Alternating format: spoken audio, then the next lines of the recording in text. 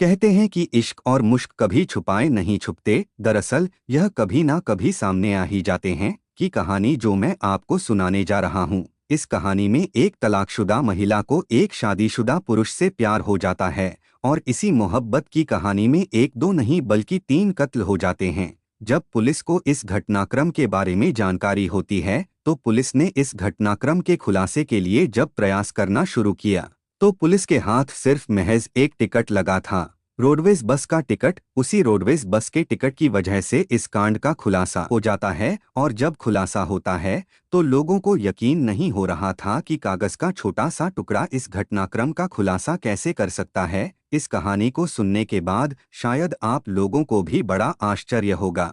आप लोग भी सोचने पर मजबूर हो जाएंगे कि जो इंसान कहता था कि मैं तुम्हारे साथ हमेशा हमेशा के लिए रहूंगा, वह आखिरकार छोटी सी बात के लिए उसकी हत्या करने पर उतारू कैसे हो सकता है। दोस्तों, मैं अंकित यादव आज की वीडियो में आपका स्वागत करता हूं। अगर आपको यह कहानी अच्छी लगे तो वीडियो को लाइक और चैनल को सब्सक्राइब जरूर करें। दोस्तों, आज की जो सच्ची घटना मैं आपको सुनाने जा रहा हूं, यह सच्ची घटना उत्तराखंड प्रदेश के एक शहर देहरादून की है। दरअसल सूखे नाले से लगातार दुर्गंध आ रही थी। 25 जून 2024 की शाम लगभग 6:30 के आसपास कोई व्यक्ति पुलिस कंट्रोल रूम को फोन करता है और कहता है कि पेट्रोल पंप के बराबर में जो सूखा हुआ नाला है, वहां से बहुत तेज दुर्गंध आ रही है। यहां से निकलना बहुत मुश्किल हो रहा है। पुलिस को जैसे सूचना मिलती है, पुलिस मौके पर पहुंचती है। मौके पर आने के बाद वह यहां तलाश करना शुरू कर देती है कि आखिरकार दुर्गंध कहां से आ रही है। तब वहां पुलिस को दो लाशें मिलती हैं। एक महिला जिसकी उम्र लगभग 20 या 22 साल के आसपास बताई जा रही थी, और दूसरी की उम्र लगभग 6 या 7 महीने की थी। एक बालिका थी, एक बच्ची थी जो नवजात थी। अब पुलिस ने जैसे इन दोनों शवों को कब्जे में लिया। कब्जे में लेने के बाद पोस्टमार्टम के लिए भेजा। पोस्टमार्टम की रिपोर्ट से पता चलता है कि उनकी गला घोंटकर हत्या की गई थी, यानी कि उनका दम घुटा गया था किसी चीज से, और जिसकी वजह से उनकी मौत हो गई थी। इससे साफ अंदाजा लगाया जा रहा था कि यह दोनों माँ और बेटी का रिश्ता रखने वाली हैं। शायद घर वालों को, परिवार वालों को किसी तरह से इन बच्चों का जन्म पर ऐतराज रहा होगा। अब पुलिस इस घटनाक्रम की तफ्तीश करना शुरू करती है। लगभग पुलिस कई घंटे तक इस घटना स्थल पर जहां शव मिलते हैं, वहां आसपास की बहुत सारी छोटी से छोटी चीजों को खंगालना शुरू कर देती है, ताकि कहीं से कोई सबूत मिल जाए। लेकिन जब रात काफी हो जाती है, पुलिस परेशान हो जाती है। पुलिस वहां से चली जाती है। अब अगला दिन आता है, यानी 26 जून 2024 की सुबह। उसी रास्ते से, उसी जगह से जो शिमला बाईपास है, जो पटेल नगर का बड़ो वाला इलाका लगता है, वहां से जो लोग गुजर रहे हैं, उनको फिर से दुर्गंध आने लगती है। अब दुर्गंध आती थी तो लोग परेशान हो रहे थे। फिर से पुलिस कंट्रोल रूम को फोन किया जाता है, और कंट्रोल रूम को फोन करने के बाद कहा जाता है कि देखो, यहाँ से बहुत ज्यादा दुर्गंध आ रही है, समझ नहीं आ रहा है। पुलिस वाले कहते हैं कि अरे, कल तो यहाँ से दो लाश मिली थी, हो सकता है कि उसी की वजह से दुर्गंध हो। लोग कहते हैं कि नहीं साहब, दुर्गंध तो बहुत ज्यादा है। कल जहाँ से लाश मिली थी उससे थोड़ा सा अलग है, आप जाकर देख लीजिए। अब पुलिस को यह लगता है कि यह बहुत बड़ी बात हो जाती है।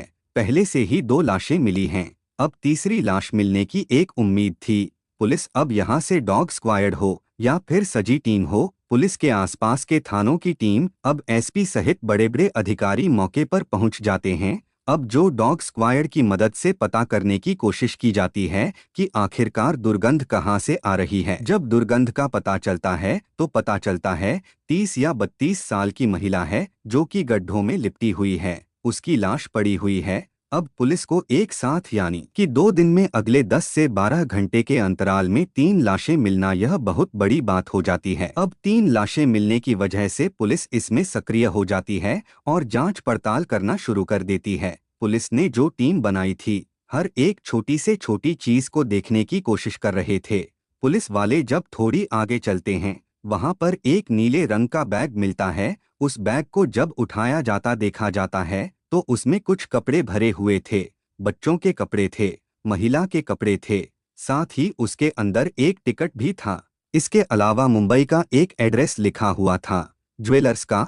अब पुलिस उस एड्रेस पर पता करने की कोशिश करती है, लेकिन वहां से कोई स्थायी जानकारी नहीं मिलती थी। पुलिस करे तो क्या करे, तभी पुलिस की नजर पड़ती है एक छोटे से कागज के टुकड़े पर जो रोडवेज बस का टिकट होता है। वह मुरादाबाद रोडवेज बस का टिकट था।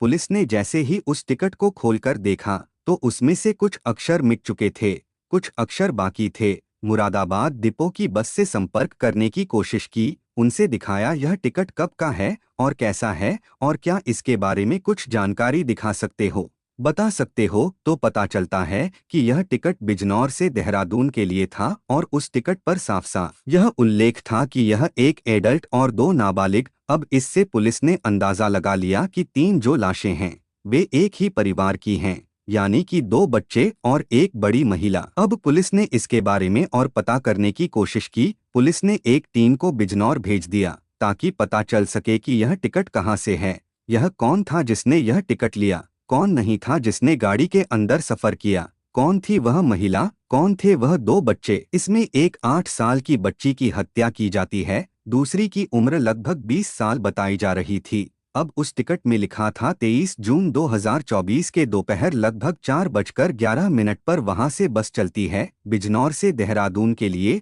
अब देहरादून में जब बस आकर रुकती है तो पुलिस ने देहरादून के इस बस अड्डे के जो सीसीटीवी कैमरे लगे हुए थे उनको भी खंगालना शुरू कर दिया। तब सीसीटीवी कैमरे में यह महिला 2 लड़कियों के साथ नजर आती है।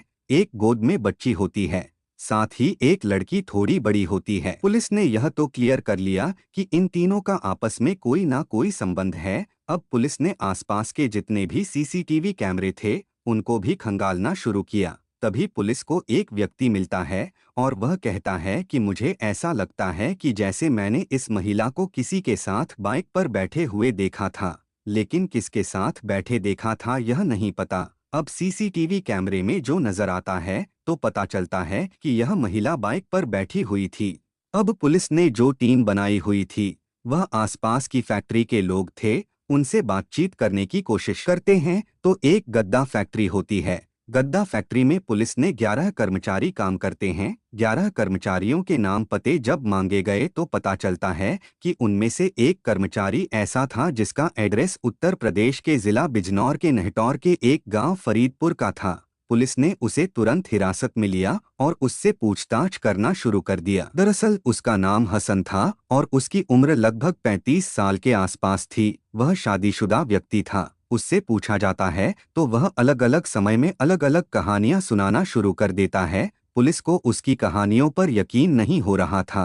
अब पुलिस ने सख्ती से उससे पूछताछ करना शुरू कर दिया। जब सख्ती से पूछताछ की तो उसने कहा कि तुम्हारा इस हत्याकांड से क्या संबंध है, यह सही सी बता दो, नहीं तो फिर पुलिस अपनी तरीके से बातचीत करेगी। जब पुलिस ने उसे अपने तरीके से बातचीत करने की कोशिश की वह आखिरकार टूट जाता है और एक कहानी सुनाता है। वह बताता है कि साल 2018 में यह जो महिला है जिसकी मौत हुई है, जिसका नाम है रेशमा, जिसकी उम्र लगभग 35 साल के आसपास है, उसी की एक बेटी है 15 साल के आसपास जिसका नाम आयत है, और एक 8 महीने की बच्ची है जिसका नाम आयशा है। दरअसल ये बच्चे उसी के होते हैं। 2018 में इसका पति से तलाक हो जाता है और उसके पति के तलाक के बाद इसकी उससे दोस्ती हो जाती है। दोनों बहुत नज़दीक आ जाते हैं और नज़दीक आने के बाद यहाँ से मुंबई चले जाते हैं। मुंबई में कुछ दिन रहते हैं, 4-5 महीने रहने के बाद वापस आ जाते हैं। यह व्यक्ति देहरादून आ जाता है और यह महिला अपने नहटौर में रहने लगती है। लेकिन इसी बीच में यह महिला लगातार दबाव बनाती रहती थी कि मैं तुमसे शादी करूंगी और तुम्हारे साथ ही रहूंगी, तुम्हारे साथ ही जिंदगी जीनी है। जबकि हसन खुद शादीशुदा था, उसकी पत्नी और बच्चे थे जो गांव में रहते थे। उसके बावजूद भी वह एक तलाकशुदा महिला से प्यार कर बैठता है। वह तलाकशुदा महिला कहती है कि कमरे ढूंढो, मुझे देहरादून में रहना है, मुझे साथ रहना है। तब यह व्यक्ति परेशान हो जाता है। इसी बीच 23 जून 2024 को यह महिला नहटौर से देहरादून की बस पकड़कर आती है और हसन को फोन करके कहती है कि वह देहरादून आ गई है। हसन को यह अप्रत्याशित लगता है, उसे लग ही नहीं रहा था कि अचानक से कैसे आ सकती है। जब वह उसके पास जाता है तो उसे अपनी बाइक पर बिठाता है और सीधा जिस कंपनी में काम करता था उस कंपनी के पास लेकर चला जाता है। रात के अंधेरे में जब यह दोनों सो जाते हैं, 23 तारीख की रात को ही, तब मौका पाकर वह पूरी ताकत से महिला यानी रेशमा का गला दबाता है और गला दबाने के बाद उसकी हत्या कर देता है। अब बचते हैं बच्चे। पहले जो बड़ी बेटी होती है, जिसका नाम आयत होता है, जिसकी उम्र 15 साल के आसपास होती है, उसके तकिए से उसका दम घोट देता है और उसकी हत्या कर देता है। अब नंबर आता है 8 महीने की बच्ची का, जिसे यह भी नहीं पता था कि वह कहाँ है, किसके साथ है। जैसे बड़ी वाली लड़की को नहीं पता था, ठीक वैसे ही उसके साथ भी वही करता है, उसका गला घोटकर उसकी भी हत्या कर देता है। अब तीनों को बारी बारी से कमरे से ले जाकर सूखे नाले में फेंक देता है।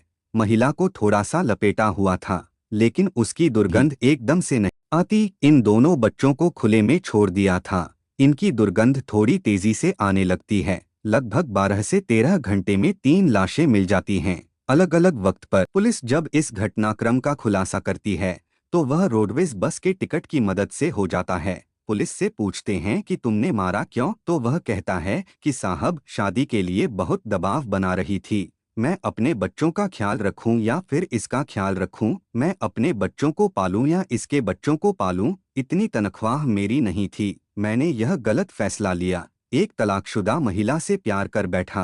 पुलिस की जांच में यह भी आता है कि जो 8 महीने की बच्ची है, वह इसी हसन की है। हालांकि पुलिस अभी इस मामले की जांच पड़ताल कर रही है। उस बच्ची का डीएनए सैंपल भेजा गया है। डीएनए सैंपल आने के बाद यह पता चल जाएगा कि वह बच्ची हसन की है या किसी और की। पुलिस ने 24 से 36 घंटे के अंदर ही इस घटनाक्रम का खुलासा किया। जब इस घटनाक्रम का खुलासा हुआ, तो लोगों को यकीन नहीं हो रहा था कि इतनी जल्दी यह ब्लाइंड मर्डर कैसे खुल सकता है। पुलिस की बड़ी सूझबूझ से, जिले के एसपी अजय कुमार की सूझबूझ की वजह से इस घटनाक्रम का खुलासा हो जाता है और पुलिस की तारीफ होने लगती है। सही कहा है किसी ने, इश्क और मुश्क कभी छुपाए नहीं छुपते। इस कहानी में भी छुपाने की कोशिश की गई थी, लेकिन यह केस जब सामने आता है तो न केवल 3 जिंदगियां हमेशा के लिए खत्म हो जाती हैं, बल्कि हसन की जिंदगी भी बर्बाद हो जाती है और साथ ही उसके बच्चे भी बेसहारा हो जाते हैं।